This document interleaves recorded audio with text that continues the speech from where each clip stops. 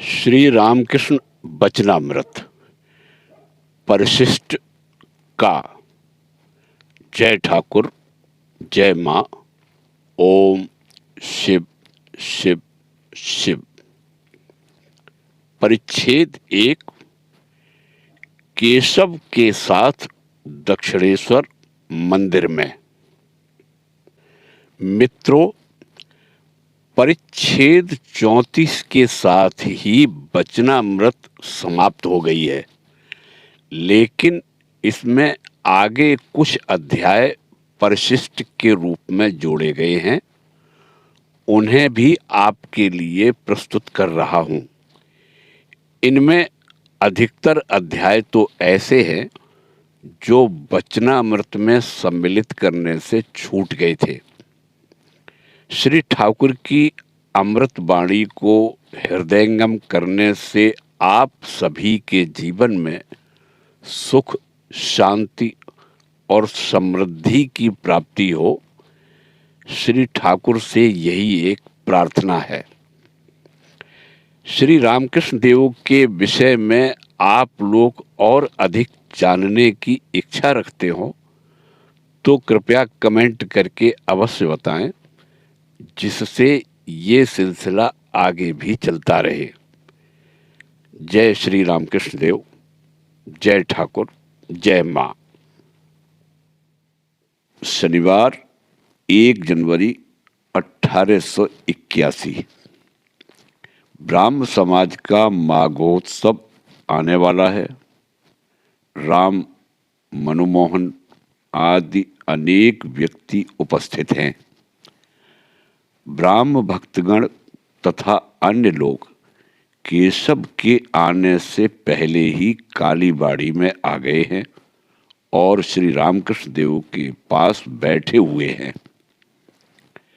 सभी बेचैन हैं, बार बार दक्षिण की ओर देख रहे हैं कि कब केशव आएंगे, कब केशव जहाज पर से आकर उतरेंगे। प्रताप, त्रैलोक्य, जयगोपाल सेन आदि अनेक ब्राह्म भक्तों को साथ लेकर केशव चंद्र सेन श्री रामकृष्ण देव का दर्शन करने के लिए दक्षिणेश्वर के मंदिर में आए। हाथ में 2 बेल फल तथा फूल का एक गुच्छा है। उन्होंने श्री रामकृष्ण देव के चरण स्पर्श कर उन चीजों को उनके पास रख दिया और भूमिष्ठ होकर प्रणाम किया। श्री रामकृष्ण देव ने भी भूमिष्ठ होकर प्रति नमस्कार किया। श्री रामकृष्ण देव आनंद से हंस रहे हैं और केशव के साथ बात कर रहे हैं। श्री रामकृष्ण देव हंसते हुए केशव से बोले, केशव, तुम मुझे चाहते हो, परंतु तुम्हारे चेले लोग मुझे नहीं चाहते। तुम्हारे चेलों से कहा था, आओ हम खंजन मंजन करें, उसके बाद गोविंद आ जाएंगे। केशव के शिष्यों से बोले, वह देखो जी, तुम्हारे गोविंद आ गए। मैं इतनी देर तक खंजन मंजन कर रहा था, भला आएंगे क्यों नहीं। सभी हंसने लगे। गोविंद का दर्शन सहज नहीं मिलता। श्री कृष्ण लीला में देखा होगा, नारद जब व्याकुल होकर ब्रज में कहते हैं, प्राण हे गोविंद मम जीवन, उस समय गोपालों के साथ श्री कृष्ण आते हैं। पीछे पीछे सखियां और गोपियां। व्याकुल हुए बिना ईश्वर का दर्शन नहीं होता। केशव से बोले, केशव, तुम कुछ कहो, ये सब तुम्हारी बात सुनना चाहते हैं। केशव हंसते हुए विनीत भाव से बोले, यहां पर बात करना लोहार के पास सुई बेचने की चेष्टा करने जैसा है। श्री रामकृष्ण देव हंसते हुए बोले, बात क्या है जानते हो? भक्तों का स्वभाव गांजा पीने वालों जैसा होता है।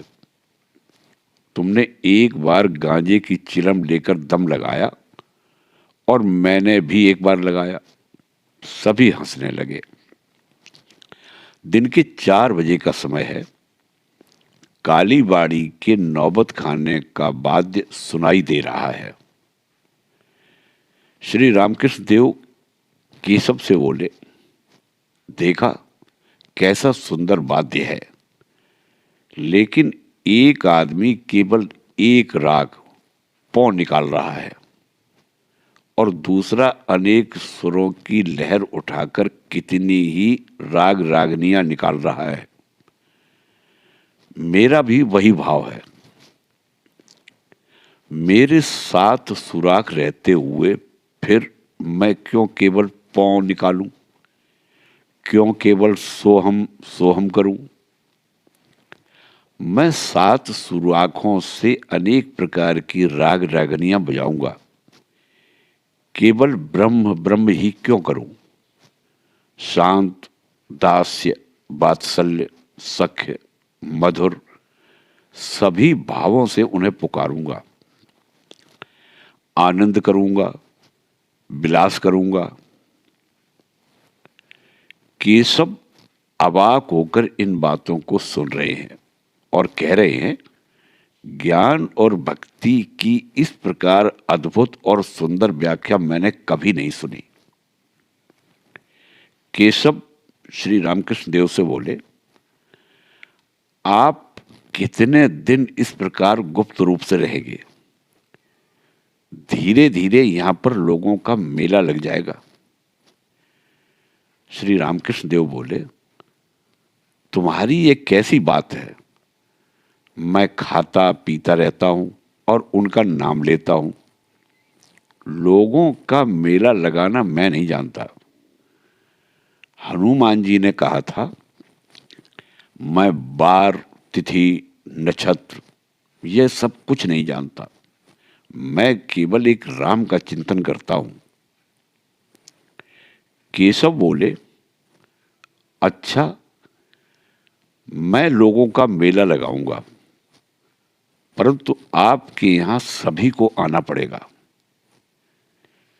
श्री रामकृष्ण देव बोले, मैं सभी के चरणों की धूली की धूल हूं।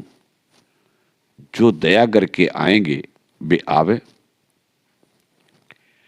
केशव बोले, आप जो भी कहें, आपका आगमन अर्थात अवतार ग्रहण व्यर्थ नहीं होगा।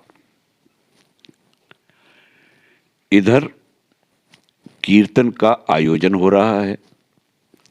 अनेक भक्त जुट गए हैं।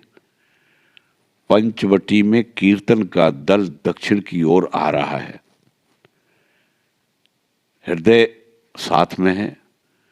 गोपीदास मृदंग और तो लोग करताल बजा रहे हैं।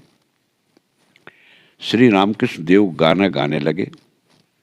गीत का भाव है, रे मन यदि सुख से रहना चाहता है तो हरि का नाम ले। हरि नाम के गुण से सुख से रहेगा, वैकुंठ में जाएगा, सदा मोक्ष फल प्राप्त करेगा। जिस नाम का जप शिवजी पंच मुखों से करते हैं, आज तुझे वही हरि नाम दूंगा। श्री रामकृष्ण देव सिंह बल से नृत्य कर रहे हैं। अब समाधि मग्न हो गए। समाधि भंग होने के बाद कमरे में बैठे हैं। केशव आदि के साथ वार्तालाप कर रहे हैं। श्री रामकृष्ण देव बोले, सभी पथों से उन्हें प्राप्त किया जा सकता है। जैसे तुम में से कोई गाड़ी पर, कोई नौका पर, कोई जहाज पर सवार होकर और कोई पैदल आया है। जिसकी जिसमें सुविधा और जिसकी जैसी प्रकृति है, वह उसी के अनुसार आया है। उद्देश्य एक ही है, कोई पहले आया, कोई बाद में। उपाधि जितनी दूर रहेंगी उतना ही वे निकट अनुभूत होंगे। ऊंचे ढेर पर वर्षा का जल नहीं इकट्ठा होता, नीची जमीन में होता है। इसी प्रकार जहां अहंकार है वहां पर उनका दया रूपी जल नहीं जमता। उनके पास दीन भाव ही अच्छा है। बहुत सावधान रहना चाहिए। यहां तक कि वस्त्र से भी अहंकार होता है। दिल्ली के रोगी को देखा, काली किनार वाली धोती पहनी है और साथ ही निधु बाबू की गजल गा रहा है। किसी ने बूट पहना नहीं कि मुंह से अंग्रेजी बोली निकलने लगी।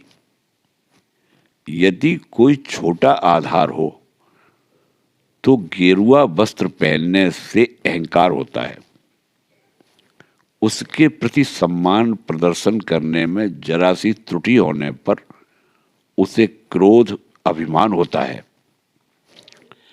व्याकुल हुए बिना उनका दर्शन नहीं किया जा सकता। यह व्याकुलता भोग का अंत हुए बिना नहीं होती।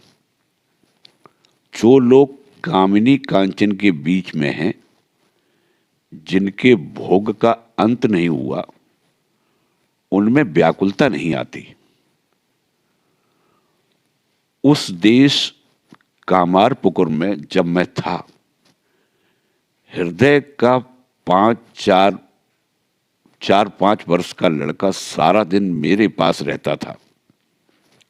मेरे सामने इधर उधर खेला करता था। एक तरह से भूला रहता था। पर ज्यों ही संध्या होती वह कहने लगता, मां के पास जाऊंगा। मैं कितना कहता, कबूतर दूंगा, आदि आदि अनेक तरह से समझाता, पर वह भूलता नहीं था। रो रो कर कहता था, मां के पास जाऊंगा। खेल खिलौना कुछ भी उसे अच्छा नहीं लगता था। मैं उसकी दशा देखकर रोता था।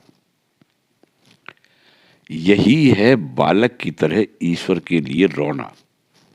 यही है व्याकुलता। फिर खेल, खाना पीना कुछ भी अच्छा नहीं लगता। यह व्याकुलता तथा उनके लिए रोना भोग के क्षय होने पर होता है। सब लोग विस्मित होकर इन बातों को सुन रहे हैं। सायंकाल हो गया है। बत्ती वाला बत्ती जलाकर चला गया। केशव आदि ब्राह्म भक्तगण जलपान करके जाएंगे। जलपान का आयोजन हो रहा है।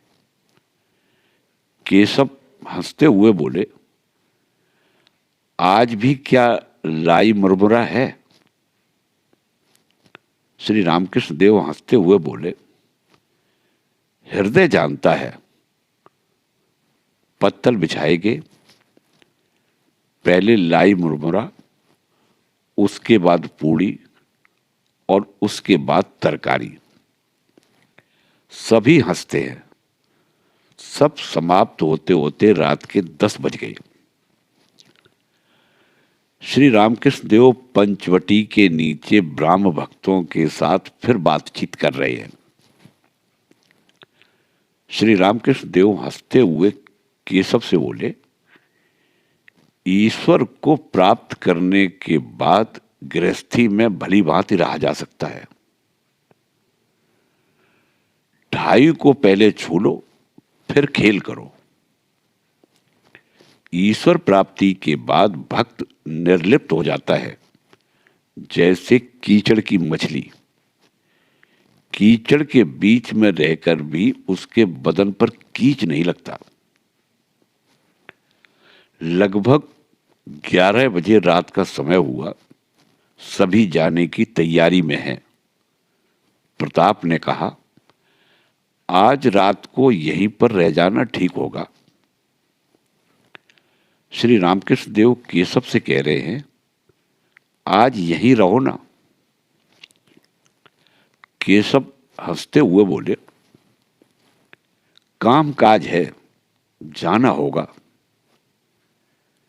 श्री रामकृष्ण देव बोले, क्यों जी, तुम्हें क्या मछली की टोकरी की गंध न होने से नींद नहीं आएगी? एक मछली वाली रात को एक बागवान के घर अतिथि बनी।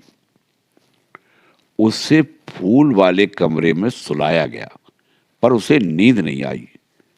वह करवटें बदल रही थी। उसे देख बागवान की स्त्री ने आकर कहा, क्यों री, सो क्यों नहीं रही हो? मछली वाली बोली, क्या जानूं बहन, शायद फूलों की गंध से नींद नहीं आ रही है। क्या तुम जरा मछली की टोकरी मंगा सकती हो? तब मछली वाली मछली की टोकरी पर जल छिड़क कर उसकी गंध सूंघती हुई सो गई। सभी हंसने लगे।